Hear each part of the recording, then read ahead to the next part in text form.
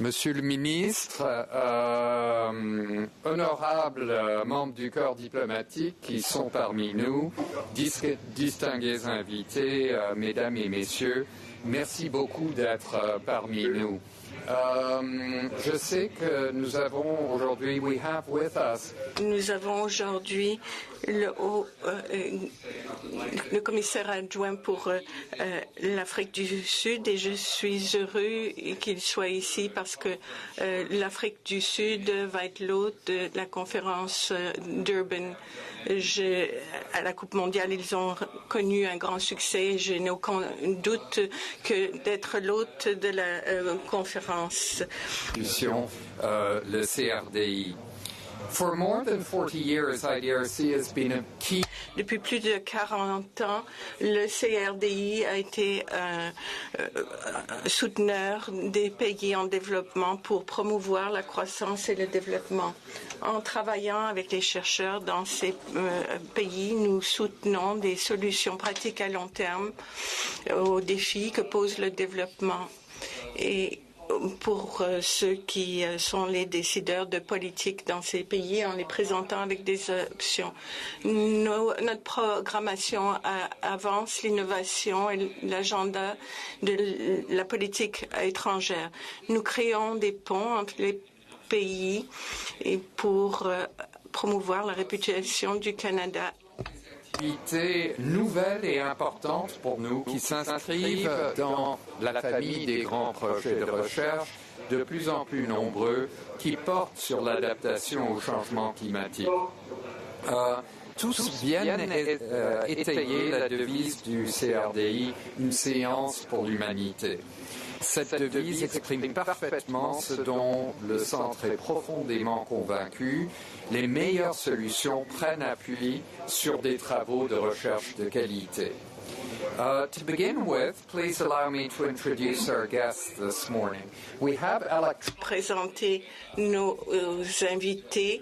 Nous avons Dr. Lindy Sibanda de Pretoria, Afrique du Sud, et sur le podium, nous avons l'honneur d'avoir M. Saïd Onkponu, qui est ici du Bénin, qui est venu du Bénin pour être ici avec nous aujourd'hui. Et je suis très heureux de reconnaître l'honorable Peter Kent, un ancien ami de cette institution et le ministre de l'Environnement du Canada au cours de sa vie.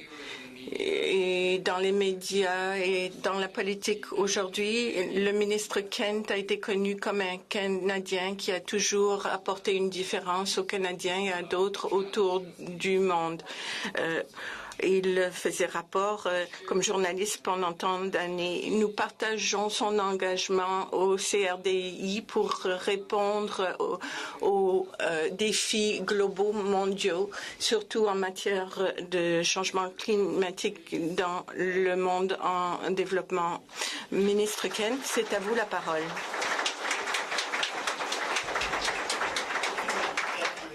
Merci.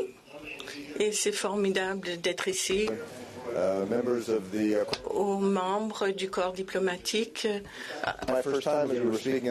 c'est la première fois que je suis ici à votre siège social du CRDI.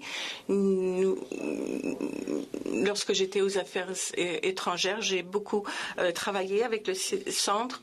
Il est bon de voir de nouveaux visages dans cette salle. Nous avons travaillé ensemble à plusieurs reprises. Et je sais que beaucoup d'entre vous savez que dans ma vie antérieure comme journaliste, avant mon aventure en politique et au gouvernement, j'ai passé beaucoup d'années comme correspondant à l'étranger. J'ai visité beaucoup de continents, y compris l'Afrique. Et en fin de compte, c'est là où j'ai rencontré mon épouse. Et ça et d'autres expériences m'ont donné toute une appréciation de l'importance de la coopération internationale.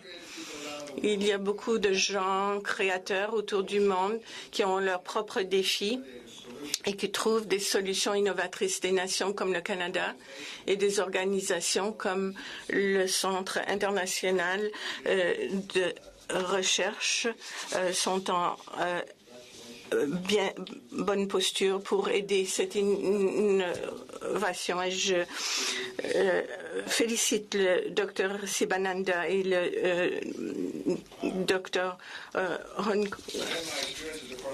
Ponou.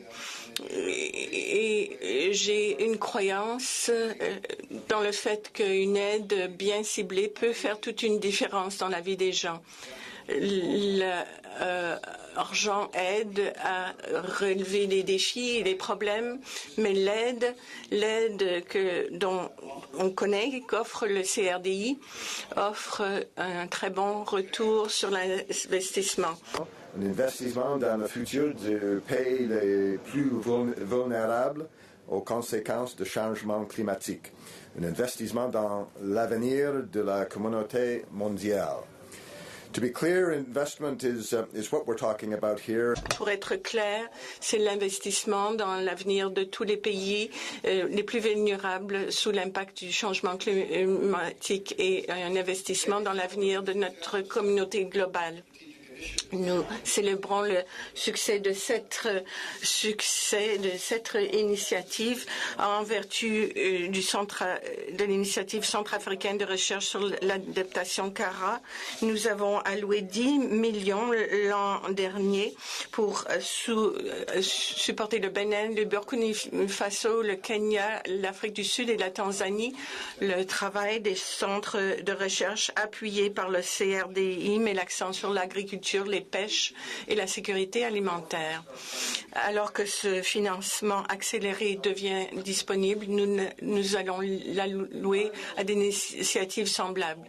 Dans les cercles environnementaux, on parle souvent, avec beaucoup de sincérité, de la durabilité. Et je veux parler de cette durabilité, mais d'une autre sorte. L'engagement du Canada à aider ceux dans les nations émergentes qui sont vulnérables face à l'attaque du changement climatique. L'économie incertitude nous force à regarder vers l'intérieur, ce qui est une réponse commune pendant les temps difficiles. Notre gouvernement est déterminé et s'engage à maintenir ce soutien financier pour tendre la main du Canada, pour faire notre part, pour respecter nos obligations à ce financement accéléré, pour signaler notre soutien très ferme pour contrer le changement climatique, pour aller vers la stratégie intérieure et aussi avec succès sur le front international. Comme vous le savez, notre première contribution de 400 millions a été livrée en 2010-2011. On voit travailler sur des projets d'énergie propre et notre recherche vise la désertification, la déforestation dans les pays en développement et nous voulons soutenir les actions d'adaptation à Haïti, au Vietnam et dans plusieurs pays africains. À peu près dans une semaine, je vais aller dans un des pays que nous avons soutenu avec notre financement accéléré, l'Afrique du Sud. Organise à Durban sa conférence annuelle sur les changements climatiques, la 17e conférence des partis. Le gouvernement du Canada participera de façon active aux discussions. So the United Nations as les Nations Unies, comme la plupart de vous le savez, aura sa conférence, la 17e conférence sur le changement climatique à Durban la semaine prochaine. Le gouvernement y sera pour participer entièrement de ces discussions. Et dans mon dialogue ici au Canada et aux États-Unis, et le dernier mois, à une réunion à Cape Town, nous avons été impressionnés par la détermination de nos hôtes sud-africains pour voir à ce que nous puissions nous réunir encore une fois et que nous puissions continuer cet élan établi à Copenhague et dans l'entente de Cancun dans la ville de Mexique. Alors, parfois, ces conférences sont très intenses. Il y a plus de 190 nations à la table, chacun avec ses différentes circonstances et différentes idées. Nous nous attendons à un débat vigoureux à Durban sur la meilleure façon d'établir des actions, et ceci en fonction des ententes importantes que nous avons réalisées l'an dernier à Cancún, au Mexique. Le Canada demeure déterminé à avoir un nouveau régime de changement climatique où les grands intervenants, les pays en développement et les pays émergents feront des engagements. Nous pouvons faire mieux. L'entente de Cancún nous a permis de penser à rester à des niveaux pré-industriels de moins de 2%. Nous travaillons d'arrache-pied pour réduire nos émissions de 17% par rapport au niveau de 2005, et nous y arrivons par nos actions réglementaires aux Canadiens. Nous avons des nouveaux règlements pour les véhicules, les autos, et nous voulons passer à des installations de génération électrique pour que notre énergie soit encore plus propre. Et c'est un des secteurs les plus propres au monde. Nous travaillons à l'échelle internationale et chez nous sur des projets qui nous permettront de travailler en fonction de la Convention des Nations Unies. Nous avons travaillé avec les États-Unis sur les questions d'émissions des véhicules et avec le Mexique aussi. Le Canada travaille avec plusieurs pays, les États-Unis, le Mexique, la Suède, le Bangladesh et le Ghana, pour avoir une approche conjointe à une autre initiative pour réduire les éléments de force des climats en réduisant les émissions pour ce qui est des gaz. Nous pouvons ralentir le changement climatique pour alléger les problèmes que nous avons dans notre Arctique canadien et ailleurs, et nous pouvons gagner d'autres bénéfices pour la santé et pour l'environnement. Ceci fait partie d'une grande approche pour traiter le changement climatique dans tous ces éléments. Je pense que nous avons beaucoup accompli depuis Copenhague il y a 2 ans, et les ententes de Cancún nous donnent des détails sur un itinéraire à suivre. Bien sûr, il nous reste encore beaucoup à faire pour miser sur le succès de Cancún. À partir de maintenant, nous continuerons à avoir une approche face au changement climatique qui est la meilleure pour le Canada et pour nos circonstances ici.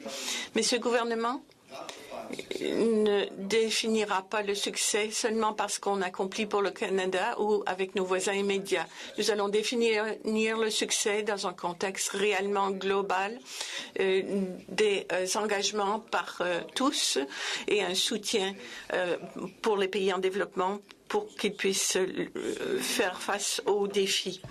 Responsabilité dans la lutte contre le changement climatique. Nous en tirons tous avantages au Canada et dans les pays d'Afrique représentés ici aujourd'hui. En terminant, j'aimerais dire que si nous partageons tous cette responsabilité pour lutter contre le changement climatique, nous allons tous profiter des solutions ici au Canada et dans les pays en Afrique qui sont représentés ici aujourd'hui. Merci.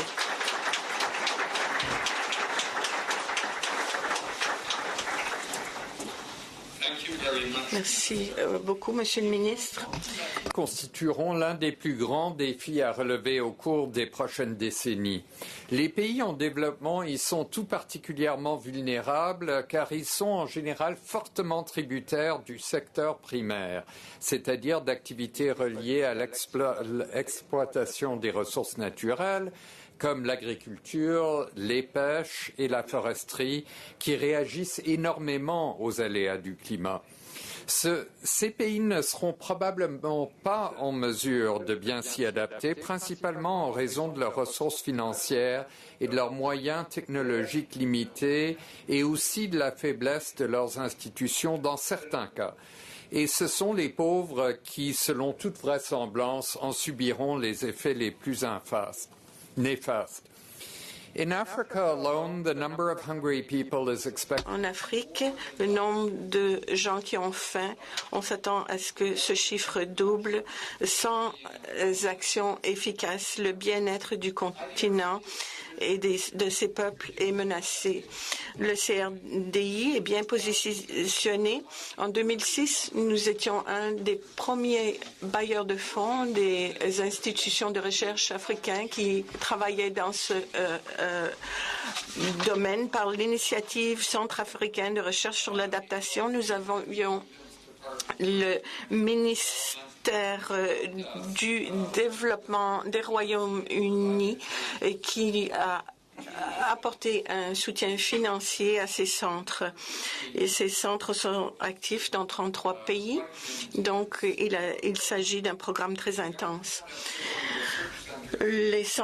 L'initiative des centres africains de recherche sur l'adaptation, ce qui nous amène ici ensemble, mise sur l'héritage de ce travail et mise sur certaines des institutions les plus prometteuses qui travaillent sur le changement climatique en Afrique.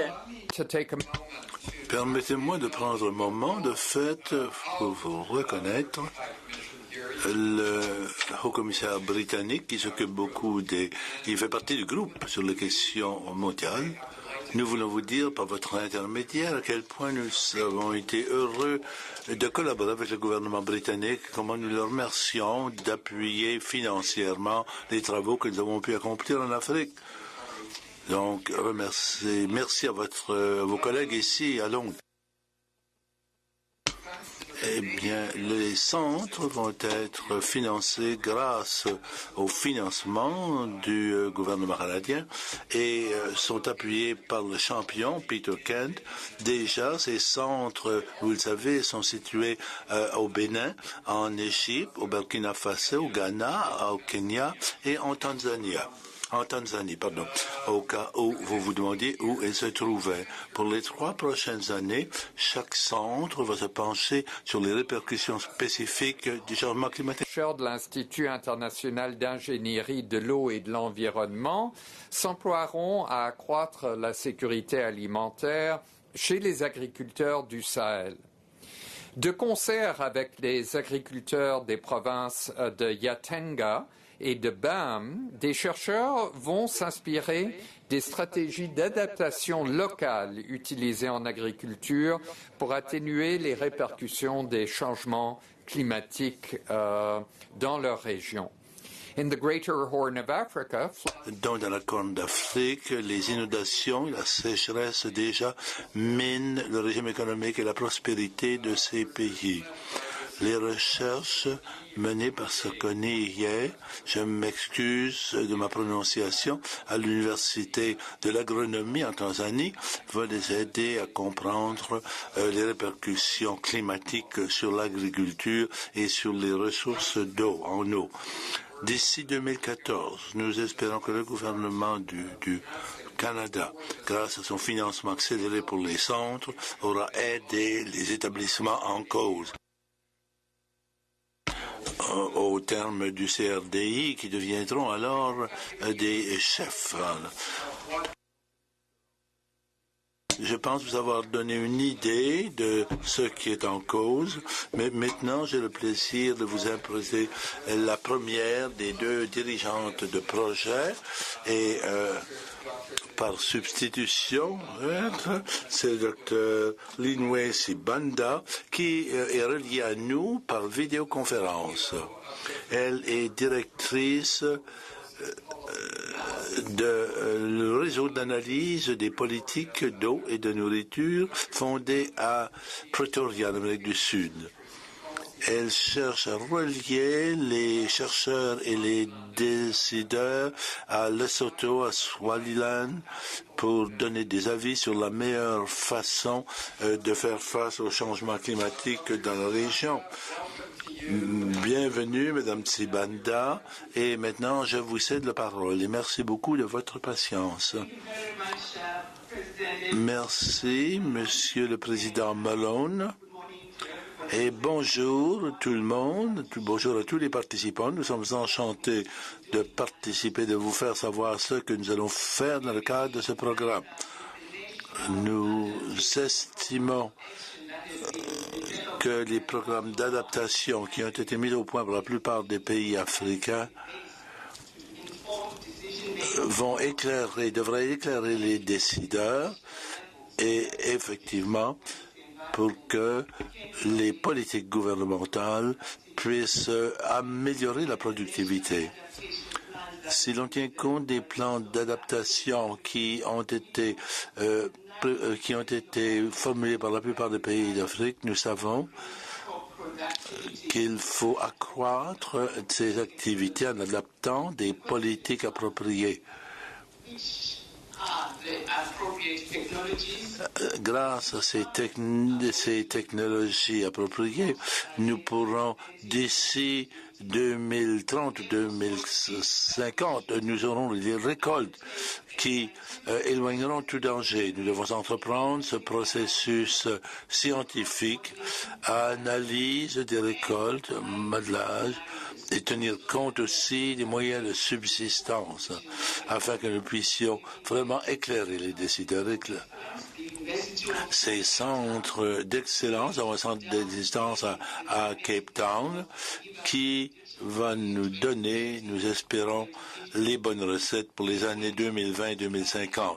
Nous allons nous servir de ces données climatiques pour stimuler la production des récoltes de base en 2020, de 2020 à 2050, et nous allons faire des analyses pour essayer de choisir les modèles d'adaptation pertinents qui permettront la production de ces récoltes et le scénario climatique pour 2020-2050. Le coût de la production est très important, donc nous allons tenir compte, nous allons des fruits des recherches pour nous aider à analyser les coûts et les avantages de l'adaptation au changement climatique et les scénarios prévus de 2020-2030. Ce qu'il y a de plus enthousiasmant pour nous, c'est que nous allons prendre ces données sur la production et nous allons les allier au scénario de subsistance. Nous avons recueilli des données d'information fondées sur des sondages dans le district du Lesotho, du Swaziland et du Malawi. Et donc, nous nous sommes demandé combien il y aurait de gens, quel serait le niveau de la production agricole, quelles seraient les répercussions sociales, quel serait l'environnement, les éléments d'actifs physiques et matériels. Et nous avons fait ce sondage auprès des ménages.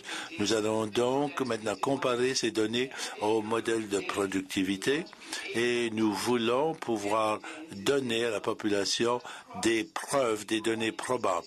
Quelles récoltes pouvons-nous croître dans ces districts? Quel genre de cultivateurs peuvent adopter les technologies recommandées? Et quel investissement devrait être mis en place pour équiper les cultivateurs avec les outils en vue de faire pertinents, en vue de faire face au changement climatique? Et aussi, au point de vue politique, quelles sont les bonnes politiques que le gouvernement doit mettre en place afin que les cultivateurs qui se livrent à l'agriculture aujourd'hui puissent faire face au changement climatique. Nous sommes enthousiasmés car la recherche fait ressortir toute une diversité de savoir-faire et de compétences et de la part des chercheurs et des analystes en politique. Nous allons nous servir de ces données probables dans des dialogues multidisciplinaires au niveau régional, national et même mondial. Et nous allons présenter les résultats de ce travail lors d'un événement du groupe des 17 et nous allons essayer de donner des témoignages vivants, par exemple au Swaziland, comment on fait face au changement climatique et quels sont les mécanismes d'adaptation que l'on applique, auxquels on a recours pour l'avenir prévisible. Merci bien.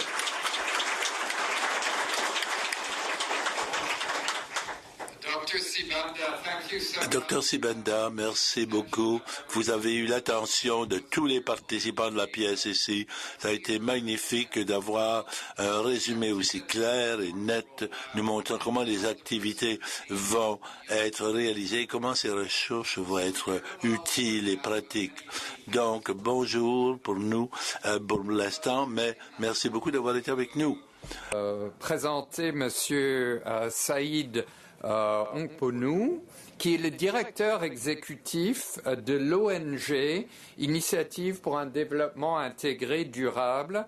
Elle est établie à Porto Novo au Bénin et il a fait le voyage, comme je le disais plus tôt, pour être avec nous aujourd'hui.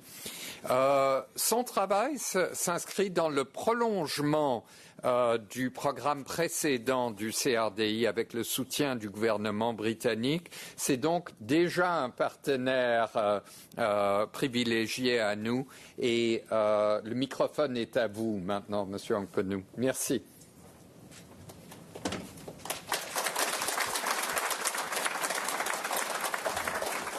Merci, Monsieur le Président. Honorable Monsieur le ministre de l'Environnement du Canada, c'est tout un plaisir pour moi et tout un honneur de partager avec vous aujourd'hui ce que nous faisons dans le cadre du financement Fast Start que nous avons reçu.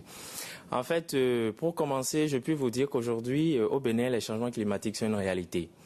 Et les manifestations sont perspectibles par tout le monde, quel que soit le secteur d'activité dans lequel on se situe. Par exemple, l'année dernière, pour vous donner un peu un exemple concret, on a enregistré une inondation qui a touché 55 communes sur les 77 que compte le Bénin. Donc vous imaginez un peu l'ampleur de cette inondation. Et quand on a fait les recherches, on a vu que c'est une inondation qui ne s'est pas produite il y a plus de 50 ans. Et on a perdu près de 50 000 hectares de culture, soit environ 2 millions de vivres, de tonnes, pour les agriculteurs. Donc vous voyez un peu l'impact que cela représente en matière d'insécurité alimentaire pour déjà les populations qui sont très vulnérables et qui essayent de se relever par rapport à la pauvreté. L'autre chose qu'on ne perçoit pas souvent, c'est un certain nombre de manifestations qui ont lieu depuis quelques années et qui se rapprochent beaucoup plus par rapport au décalage des saisons. Ce qui fait qu'aujourd'hui, personne au Bénin ne peut vous dire quand est-ce qu'il faut réellement semer le maïs, qui est la principale céréale, pour avoir de meilleurs rendements. Donc nous avons une très mauvaise répartition des pluies sur toute l'année. Nous avons également des poches de sécheresse qui sont en fait des séquences tests qui apparaissent et qui perturbent beaucoup plus le rendement et les productions agricoles. Donc aujourd'hui, tout le monde est conscient du fait que quand on parle des changements climatiques, ce n'est pas l'apanage seulement des autres pays en matière de fonte des neiges, etc. Mais tout le monde perçoit chaque jour les impacts réels. Alors, par rapport à ce financement, nous avons essayé de voir quels sont les besoins réels des populations les plus vulnérables pour essayer de soulager un peu leur peine. Et nous avons orienté donc nos activités vers les plus vulnérables, à savoir près de 2 millions de producteurs qui sont des fermiers agricoles et qui sont les plus affectés, qui vivent dans les zones rurales, environ 35 communes sur les 77 qui sont couvertes un peu par le projet. Et l'un de nos objectifs prioritaires, comme le disait tout à l'heure le docteur Lidwin, c'est d'actualiser les dates de semis, c'est de voir aujourd'hui quelle est la pratique la plus adaptée pour s'adapter contre certains risques climatiques. Tout le monde parle de l'adaptation, mais au niveau des petits producteurs, c'est très difficile. Donc nous avons mis en place une approche qui est un peu différente de la recherche classique utilisée au niveau des universités et qui se focalise essentiellement sur l'implication depuis le début jusqu'à la fin du producteur. Ce qui fait que nous n'avons plus besoin en fait de faire une vulgarisation des pratiques après. Puisque le producteur est impliqué, il voit à travers les champs écoles paysans qui sont en fait des espaces de co-innovation, des espaces d'échange entre chercheurs et producteurs. Donc le producteur a son mot à dire, le producteur peut améliorer la technologie pour l'adapter à ses besoins, à ses réalités quotidiennes et par conséquent, au final, on a une technologie qui est appropriée par tout le monde et qui est vulgarisée à travers les les petits producteurs. Alors, cette approche nous permet essentiellement de nous orienter vers ceux qui ont besoin d'assistance et ceux qui n'ont pas un gros pouvoir d'investissement, donc des technologies vraiment à basse échelle et qui permettent d'être reproduites, qui peuvent être reproduites sur 0,5 hectares, sur 2 hectares, etc. L'un des impacts déjà que nous avons commencé par avoir au niveau du pays, c'est que tous les acquis que nous avons eus à travers le programme Adaptation au changement climatique en Afrique, ces acquis ont été reversés dans le plan d'action national pour l'adaptation au changement climatique à travers le premier projet prioritaire qui a été développé, notamment à travers la mise en place d'un système de préalerte agrométéorologique, également l'intégration aujourd'hui de l'adaptation dans la planification du développement local. Vous savez que le Bénin est l'un des pays pilotes en matière de décentralisation en Afrique de l'Ouest. Donc les communes, sur les 77 communes, chaque commune a une autonomie d'organisation. Donc c'est de voir aujourd'hui dans quelle mesure réellement tenir compte des besoins d'adaptation, des besoins de développement, des besoins aujourd'hui de sécurité alimentaire et de réduction de la pauvreté, tout en faisant face aux risques climatiques liés et un peu au développement. Et j'ai l'habitude de dire souvent qu'on ne peut pas aujourd'hui parler du développement sans parler de l'adaptation. Je vais vous donner un peu quelques caricatures. L'année dernière, en dehors des innovations, nous avons eu quelques communes qui ont eu à inaugurer des infrastructures, notamment des marchés et des maternités. Dans la zone du Nord, qui est une zone de tornade, après cette inauguration, on a observé 3-4 semaines après une violente tornade qui est passée et qui a décoiffé près de 75% des toitures. Alors que cette infrastructure a mis près de 2 ans et demi avec près de 80 millions de francs d'investissement pour être bâtie. Alors qu'on aurait pu simplement tenir compte de la dimension réduction des risques liés au climat, installer des brises-vents autour de ces infrastructures pour atténuer un peu les effets. Donc voilà un peu, honorable Monsieur le ministre, Monsieur le Président du CRDI, ce que nous faisons. Et je m'en voudrais de finir sans attirer votre attention, attirer l'attention de tout le monde aujourd'hui sur la nécessité d'intégrer l'adaptation au changement climatique dans tout ce que nous faisons, la nécessité d'orienter la recherche, action participative vers les besoins réels des communautés les plus vulnérables. Il ne s'agira plus de faire de la recherche conventionnelle et après de faire de la vulgarisation à part, mais aujourd'hui de tenir compte réellement de ce que les communautés les plus vulnérables ont besoin pour aller de l'avant, pour assurer leur sécurité alimentaire et réduire un tant soit peu leur pauvreté. Je vous remercie.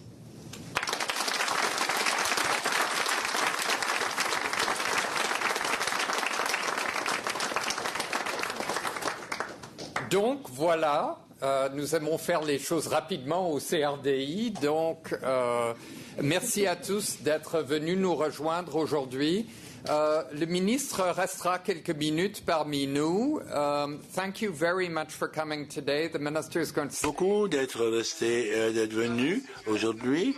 Le ministre va rester avec vous. Vous pouvez peut-être aller prendre des amuse-gueules à l'extérieur de la pièce et nous pourrons continuer à parler donc de cet important sujet. Merci beaucoup. Merci encore une fois à M. Han Panu d'être venu du Bénin pour être avec nous. Merci au ministre pour avoir rendu cela possible. Merci beaucoup.